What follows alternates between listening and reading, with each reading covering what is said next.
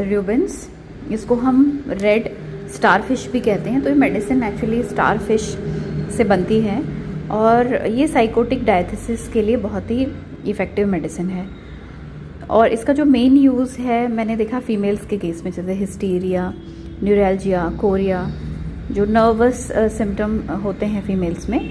और जो सेकंड इसका मोस्ट इम्पॉर्टेंट यूज़ है वो है कैंसर ऑफ ब्रेस्ट। तो ब्रेस्ट कैंसर के केस में और इस तरह का अगर पेशेंट है जो बहुत ही हिस्टेरिकल है, न्यूरैल्जिक पेन्स हैं, उसको कोरिया है, तो वहाँ पे काफ़ी इफ़ेक्टिव रिजल्ट्स देती है।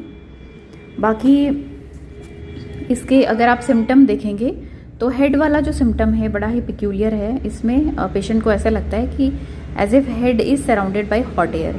तो उसको ये सेंसेशन होती है, क्योंकि ये देखिए होम्योपैथिक मेडिसिन जो होती हैं वो सिम्टोमेटिकली ही चूज़ होती हैं।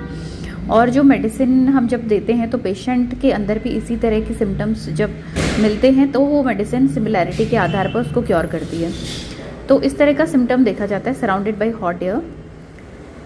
और disposition to pimples of at adolescence.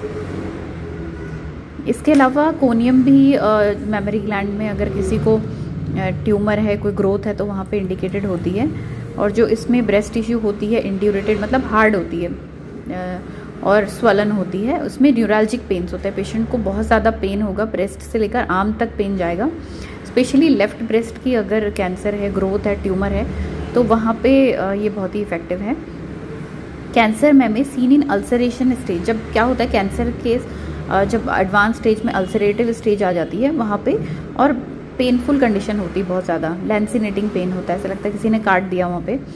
और जो एक्सिलरी ग्लैंड होते हैं वो सूज जाते हैं। ऑब्वियसली ये कैंसर के केस में एक्सिलरी ग्लैंड की स्वेलिंग हमें मिलती है, जो कि हार्ड, एकदम हार्ड और नॉटेड होते हैं, गांठ बन जाती है।